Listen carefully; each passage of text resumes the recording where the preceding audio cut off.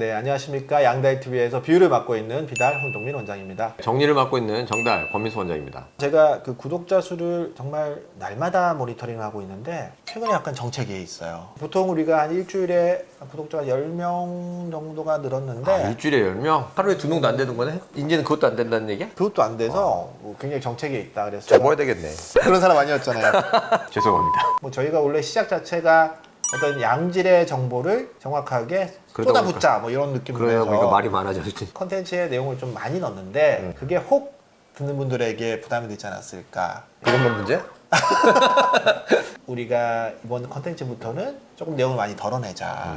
재미로 좀 더, 이게 또 밸런스를 맞춰야 되니까요. 너무 정보 쪽에 많았다. 다시 한번 반성을 하게 됐습니다. 그래서 이제 오늘 저희가 볼 거는 몇 번 이렇게 언급된 적도 있긴 한데요. 최근에 어떤 상담의 추세를 보면 이전에 윤곽 수술을 이미 받았는데 만족하지 못하고 다시 양악 수술을 상담받으러 온 환자가 최근에 꽤 많아졌어요. 굉장히 많아졌어요.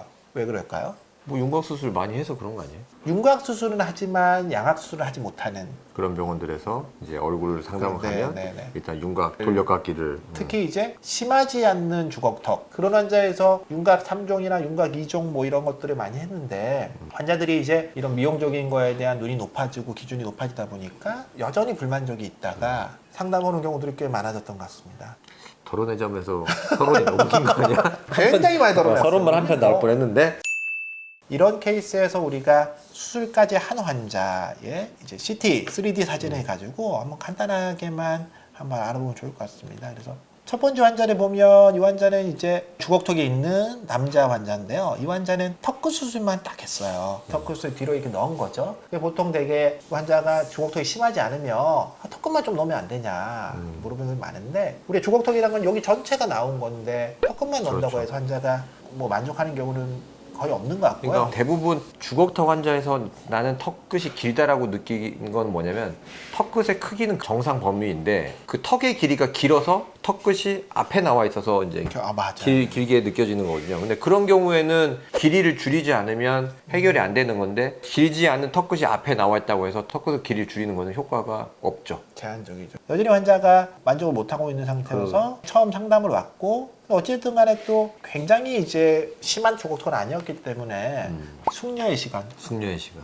한 3달 정도를 했는데 다시 와서도 윤곽까지 했음에도 불구하고 효과가 없어서 더 좀 실망스럽다. 그래서 얘기해서 결국 이 환자는 이 양악 수술을 통해 가지고 하악의 바디 전체가 후상방으로 들어가 줌으로써 그 주걱턱 부분이 해결됐고요. 두 번째 환자를 보면 두 번째 환자는 광대도 같이 했죠. 윤곽 3종을 했죠. 광대, 네. 그다음 하악각, 턱끝. 턱끝도 자세히 보면 폭을 이렇게 좁히는 T절구를 하고 긴 곡선 절개를 통해서 양쪽을 그 라인을 맞춰서 깎아내고요. 광대를 넣는 3종을 다 해서 정면에서 볼 때는 그렇게 좀 가려워 보일 수 있지만 실제로는 아래턱 본체가 들어가지 않다 보니까 환자는 여전히 주걱턱이 있다. 잘 깎긴 했는데 아래턱에 틀어진 것 자체를 윤곽으로 완전히 잡기는 좀 어려워서요. 네. 그래서 이 환자는 치아 있는 비대칭까지를 맞추면서 라인도 조금 더 갸름하게 잡고 주걱턱 본체가 좀 개선되는 형태로 수술이 됐고요. 우리 세 번째 환자를 보면 세 번째 환자는 이제 윤곽 2종이죠. 이 환자는 어떻게 보면 하악각의 삭제량 자체가 굉장히 많아요. 거의 이제 신경이 다치지 않는 범위까지 최대한 깎았음에도 불구하고 양이 충분히 이제 들어가지 못한 한계가 있어서 양악술을 통해서 뒤를 들어서 회전을 함으로써 라인이 조금 더 갸름해지고 본체가 들어가고 양이 좀 더 많이 들어간 형태로. 이분은 교합은 괜찮았나요? 이 환자는 교합이 좋아서요. 교정은 안 하고 무교정으로 진행을 했고요. 하여튼 최근 들어서 윤곽 수술이나를 했음에도 불구하고 이제 만족하지 못하는 경우들이 생기는데 이제 그 이유를 우리가 다시 한번 정리해 보면 결국 윤곽 수술이란 거는 이제 그 그림에서 주황색에 해당하는 광대, 사각턱, 턱끝 이렇게 윤곽선을 깎는 외형만을 다듬는 수술이기 때문에 전체 주걱턱이 튀어나온 모든 부위를 커버하지 못하고 양 자체도 부족하다 보니까 주걱턱에서는 윤곽 수술이 실제 양악 수술의 어떤 전체 효과의 뭐 3분의 1 이하 정도의 미약한 어떤 효과를 낼 수밖에 없습니다. 네, 그러면은 이제 황 원장님이 이렇게 보여드린 케이스처럼 윤곽 수술을 받으셨다고 해도 만약에 뼈가 너무 과하게 절제된 상태가 아니라면 양악 수술이 충분히 가능하다 그렇게 생각하면 되겠네요.